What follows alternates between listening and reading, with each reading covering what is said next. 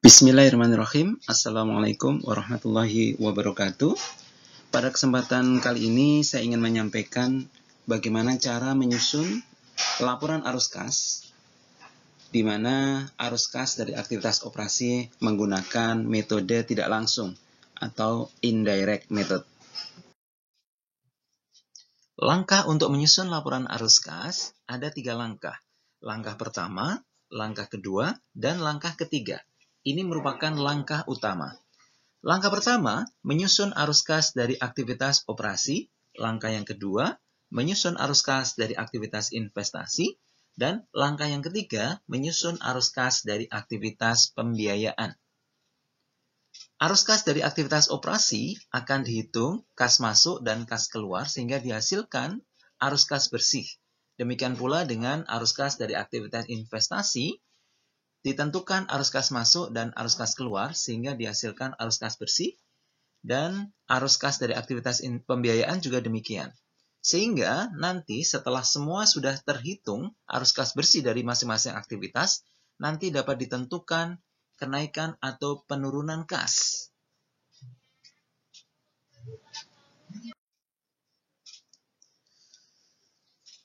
Nah, untuk menyusun langkah yang pertama, itu ada 2 cara. Ada cara langsung dan cara tidak langsung, atau direct method dan indirect method. Apa bedanya? Kalau direct method, itu maka dirinci secara langsung. Arus kas masuk dari mana saja, arus kas keluar untuk apa saja. Itu namanya direct, dirinci langsung. Ya. Sedangkan indirect itu secara tidak langsung. Ini hanya berlaku untuk aktivitas operasi, ya. Di mana net income secara akrual kita konversi menjadi net income secara basis kas. Ya. Itu namanya indirect. Jadi mengkonversi, mengubah secara tidak langsung, ya, dari net income accrual basis menjadi net income cash basis.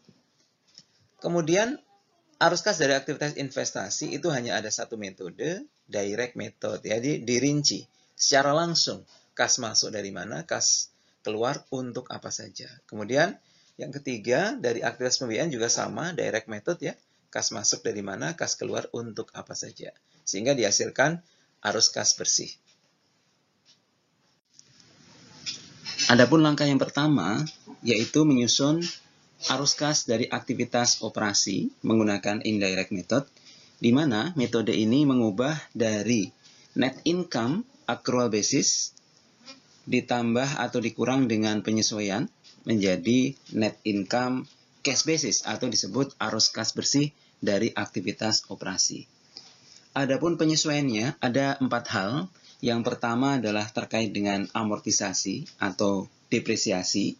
Kemudian yang kedua adalah terkait dengan current asset, yang ketiga terkait dengan current liabilities, dan yang keempat adalah terkait dengan gain atau loss yang dihasilkan dari aktivitas investasi. Untuk menjelaskan penyesuaian yang kita lakukan terhadap net income accrual basis, mungkin perlu kita ingat kembali format dan komponen dari laporan laba rugi. Di mana di sini ada sales, ada COGS, ada gross profit, ada expense, kemudian ada income from operation, other income and expense, dan net income. Nah, kita coba lihat satu persatu. Net income ini nanti akan kita konversi menjadi cash basis. Titik-titik mana yang ada kemungkinan tidak melibatkan kas di dalamnya? Yang pertama kita runut coba dari atas terkait dengan sales. Sales itu ada yang secara cash dan ada yang secara kredit atau account receivable. Ini merupakan penyesuaian terkait dengan current asset, di mana kalau ada kenaikan, ya, di mana kalau ada kenaikan account receivable artinya ada sales yang secara kredit, sehingga dia harus dikurangkan. Dikurangkan terhadap sales sama artinya dengan dikurangkan terhadap net income. Ini adalah yang pertama. Yang kedua, kita lihat ke bawah ada namanya purchase. Purchase itu juga ada yang secara cash dan ada yang secara kredit atau accounts payable. Kenaikan accounts payable mengindikasikan bahwa terjadi pembelian secara kredit di periode itu, sehingga ini juga harus kita keluarkan, ya. Mengurangkan kenaikan accounts payable itu sama artinya dengan mengurangi atau menambah net income. Coba kita pikirkan bersama. Karena ini berkebalikan dengan net income, ya, maka kalau ada kenaikan accounts payable itu akan menambah net income. Kemudian yang berikutnya adalah terkait dengan expense. Di dalamnya ada non-cash item. Non-cash item itu ada amortisasi dan penyusutan. Padahal itu tidak melibatkan cash. Sehingga non-cash item itu harus kita keluarkan dari expense. Kemudian yang terakhir, di other income atau other expense, itu ada gain atau loss. Yang sebenarnya dia harusnya masuk di aktivitas investasi. Tapi sudah terlanjur di sini sehingga harus kita keluarkan. Kalau ada gain, sudah terlanjur menambah, kita kurangkan dari net income. Jadi semua pengaruh dari 4 hal tadi, kita identifikasi pengaruhnya terhadap net income. Ya, jadi secara gambaran rinci, pengaruh dari tiap-tiap item atau komponen itu adalah sebagai berikut. Ya, jadi beban amortisasi atau depresiasi, karena sudah terlanjur mengurangi padahal dia non-cash item, itu akan kita tambahkan. Ya, kita tambahkan. Kemudian terkait dengan keuntungan atas penjualan aset atau kerugian, itu akan kita keluarkan daripada net income. Kalau ada keuntungan, itu kita kurangkan. Kalau ada kerugian, karena sudah terlanjur mengurangi, itu kita tambahkan, karena tidak termasuk di operasi. Kemudian current asset, itu berbanding terbalik dengan pengaruhnya. Jadi kalau ada kenaikan, kita kurangkan. Kalau ada penurunan, kita tambahkan. Sedangkan current liabilities itu berbanding lurus. Kalau ada kenaikan, kita tambahkan. Kalau ada penurunan, itu kita kurangkan. Gambaran format, bentuk, dan isi dari arus kas bersih dari aktivitas operasi dapat dilihat pada slide ini. Di mana di bagian atas adalah arus kas dari aktivitas operasi, kemudian ada laba bersih, ditambah atau dikurangi dengan penyesuaian. Tadi ada 4 hal tuh ya. Ada beban amortisasi, ya, kerugian, kemudian ada current asset, ada current liabilities, dan ada arus kas bersih dari aktivitas operasi. Selanjutnya, langkah yang kedua yaitu kita menyusun arus kas dari aktivitas investasi. Bagaimana caranya? Caranya adalah kita mengidentifikasi apakah terjadi perubahan atas akun-akun aset tetap dan akun investasi yang melibatkan kas. Jadi di neraca coba kita bisa identifikasi awal apakah ada kenaikan atau penurunan dari dua akun tersebut untuk mengindikasikan adanya arus kas masuk dan arus kas keluar dari aktivitas investasi. Langkah yang ketiga yaitu menyusun arus kas dari aktivitas pembiayaan atau financing activities. Langkah ini dilakukan dengan mengidentifikasi arus kas masuk, arus kas keluar dari dua akun yaitu utang jangka panjang dan akun ekuitas yang mempengaruhi kas. Ya, jadi nanti di laporan arus kas itu di bagian arus kas dari aktivitas pembiayaan itu kita lihat ya mutasi ada nggak di neraca itu mutasi terkait dengan dua hal ini yaitu utang jangka panjang dan ekuitas. Misalkan ekuitas itu adalah saham, ada nggak kenaikan saham ya, ada nggak kenaikan utang jangka panjang atau malah justru penurunan. Itu akan mengindikasikan adanya kas masuk dan kas keluar. Ini adalah format laporan arus kas dengan menggunakan indirect method untuk arus kas dari aktivitas operasi. Format ini sangat lengkap ya, bisa kita lihat di bagian paling atas. Di sini ada namanya arus kas dari aktivitas operasi, kemudian ada arus kas dari aktivitas investasi, arus kas dari aktivitas pembiayaan, kemudian ada kenaikan penurunan kas. Ini adalah penjumlahan dari masing-masing arus kas bersih dari 3 aktivitas itu. Kemudian ada saldo awal, ya, kemudian akan ketemu saldo akhir yang ini bisa kita cocokkan dengan saldo akhir yang ada di neraca. Apakah sama? Kalau beda berarti mungkin ada kesalahan ya terkait dengan laporan arus kas yang sudah kita susun.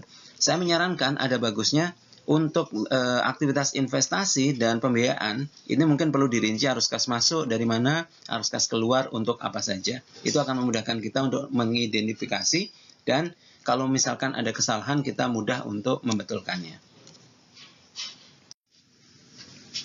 Untuk mengecek pemahaman, kita coba mengerjakan ilustrasi latihan soal contoh penyusunan laporan arus kas. Berikut adalah data yang disediakan. Yang pertama adalah neraca komparatif, ya. Ini adalah bagian liability dan equity-nya dari neraca komparatif. Ini adalah data laporan laba rugi, ada data sales, ya, kemudian COGS, kemudian ada gain on sale on investment, interest expense, sampai dengan net income. Dan yang terakhir adalah data atau informasi tambahan yang diberikan, ya, dari A sampai E ini adalah informasi tambahan. Apakah kenaikan atau penurunan aset tetap itu mempengaruhi kas atau tidak dan lain sebagainya, ya, mungkin seperti itu. Kemudian kita diminta untuk menyiapkan laporan arus kas secara lengkap, ya, arus kas dari aktivitas operasi, investasi dan pembiayaan, di mana arus kas dari aktivitas operasi menggunakan metode indirect, ya. Saya ingin memberikan tips terkait dengan penyusunan arus kas dari aktivitas operasi. Langkah pertama yang memudahkan kita untuk menyusun laporan arus kas adalah membuat format, ya, membuat format yang di dalamnya ada item-item yang akan kita masukkan di arus kas dari aktivitas operasi. Formatnya kita bisa desain seperti ini, ya. Jadi misalkan ada laba bersih, kemudian ada plus minus penyesuaian. Nah, plus minus penyesuaian ini ada 4 tadi yang sudah saya sampaikan, yaitu terkait dengan penyusutan atau amortisasi, terkait dengan current asset, terkait current liabilities, dan terkait gain atau loss, sehingga menghasilkan arus kas bersih. Nah, bagaimana cara untuk mengidentifikasi item-item yang lebih detailnya, ya?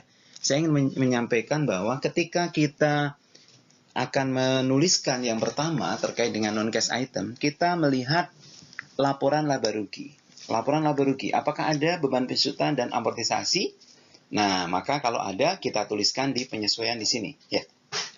Kemudian terkait dengan current asset, kita juga bisa lihat current asset, ya. Di neraca, current asset itu apa saja, ya. Misalkan di neraca ternyata current asset itu ada inventory, ada consumable, ada prepaid expense, baru kemudian kita tuliskan pengaruhnya, ada naik apa turun, gitu ya. Kemudian yang current liabilities juga demikian. Kita lihat di neraca, current liabilities adanya apa saja, ya. Sampai dengan income tax payable, ya. Kalau dividen itu masuknya adalah ke financing, jadi tidak dimasukkan di sini. Jadi current asset selain dividen payable, ya. Kita masukkan di sini semua dan kita tuliskan pengaruhnya, naik apa turun. Yang terakhir, gain atau loss on sale, investment atau aset tetap, kita lihat dari laporan laba rugi. Ada nggak di other income itu gain atau loss on sale atas aset tetap dan investasi. Sehingga dengan demikian kita sudah punya format. Baru kemudian nanti kita pikirkan angkanya. Angkanya berapa? Tadi sudah saya kasih guidance. Untuk penyusutan administrasi ini akan kita tambahkan terhadap net income, ya. Laba bersih ini kita lihat dari laporan laba rugi, ya. Kemudian current asset itu berbanding terbalik, current liabilities berbanding lurus. Artinya berbanding lurus itu kalau naik berarti ditambah, kalau turun berarti dikurang. Berbanding terbalik itu kalau naik berarti dikurang, kalau turun berarti ditambah. Kemudian gain on sale itu akan dikurangkan karena sudah terlanjur menambah padahal letaknya tidak di operasi. Begitupun sebaliknya jika terjadi loss. Langkah yang pertama yaitu menyusun arus kas dari aktivitas operasi. Dalam hal ini kita menggunakan metode tidak langsung atau indirect, di mana laba bersih akrual kita konversi menjadi laba bersih cash basis dengan 4 penyesuaian. Sehingga kita butuh data, ya, antara lain ada laba bersih, ya. Nanti data itu kita copy paste saja. Ini saya crop, ya, dari laporan laba rugi. Kemudian kita juga butuh data terkait dengan beban penyusutan atau amortisasi. Ini juga saya crop dari laporan laba rugi. Kemudian ada gain on sale of investment. Ini juga saya crop dari laporan laba rugi. Kemudian kita juga butuh current asset dan current liabilities, ya. Secara komparatif, ya, untuk melihat kenaikan atau penurunan, ya. Dengan demikian data kita sudah lengkap ya, dan kita bisa menuangkan di format yang tadi sudah kita siapkan ya, seperti ini. Ya, di sini bisa dilihat laba bersih 98.500 kita ambil dari net income, kemudian beban penyusutan ya kita ambil dari operating expense ya di laporan laba rugi ya, ini kita tambahkan. Kemudian untuk current asset kita ambil dari neraca, kita identifikasi perubahannya naik atau turun ya. Dan ini adalah berbanding terbalik ya. Jadi kalau naik kita kurangkan ya, kalau turun kita tambahkan. Sedangkan untuk current liabilities kita juga ngambil dari neraca, itu berbanding lurus ya. Kalau naik ya, kalau naik ini misalkan naik itu kita tambahkan, kalau turun ini kita kurangkan. Kemudian yang terakhir adalah gain atau loss ya. Ini kebetulan kondisinya adalah gain ya. Kita ambil datanya dari laporan laba rugi nih ya. Laporan laba rugi ada ya.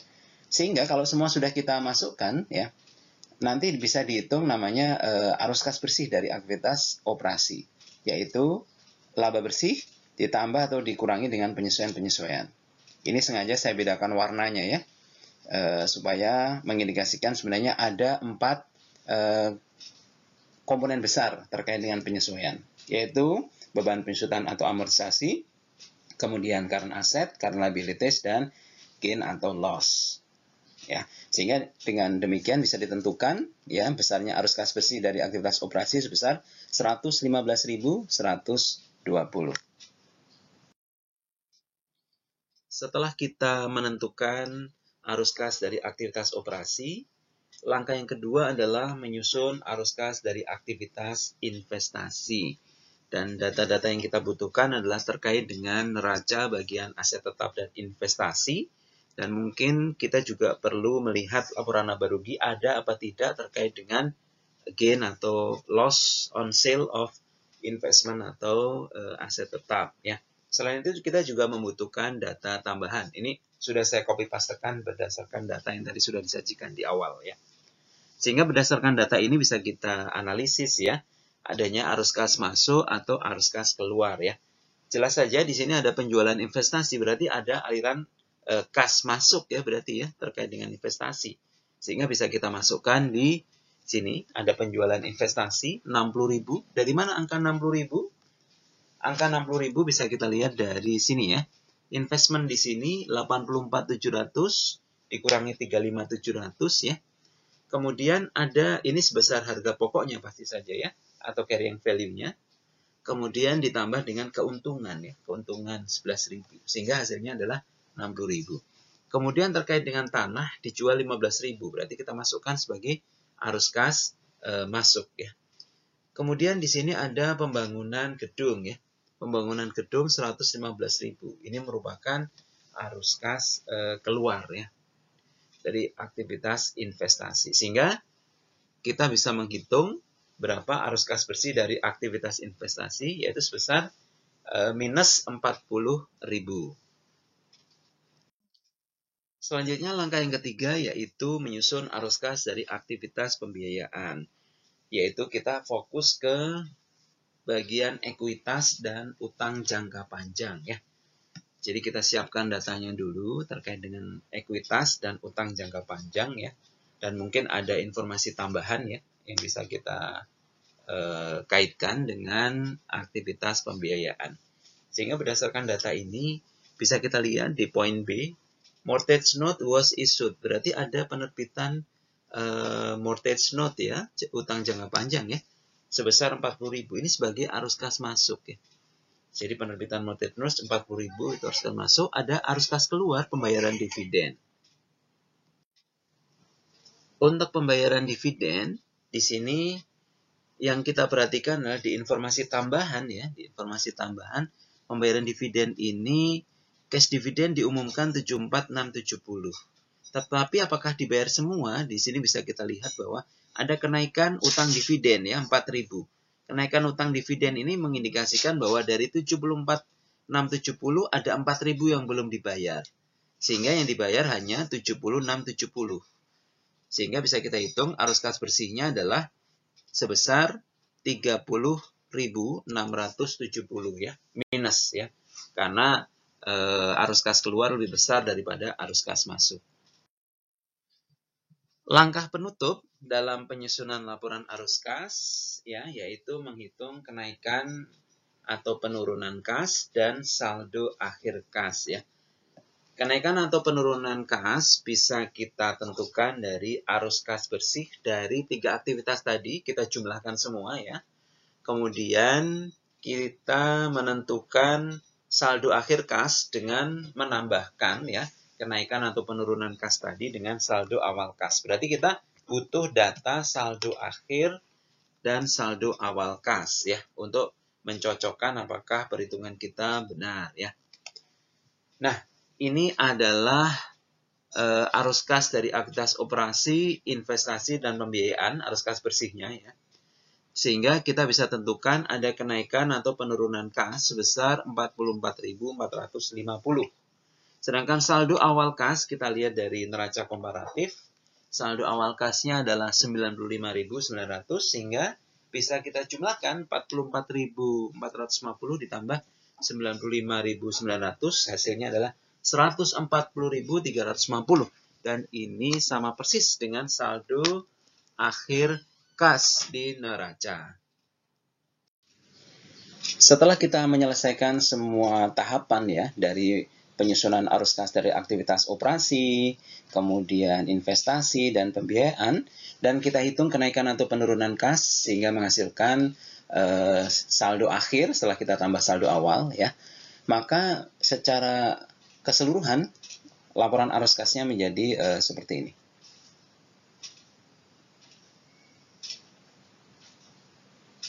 Ya, kita susun dari atas adalah arus kas dari aktivitas operasi, kemudian di bawahnya ada namanya, ini lanjutannya ya dari ini, arus kas dari aktivitas investasi, kemudian pembiayaan, kemudian dihitung kenaikan penurunan kas ya, menjumlahkan semua arus kas bersih dari 3 aktivitas ya, kemudian ditambah saldo awal, ketemu saldo akhir kas.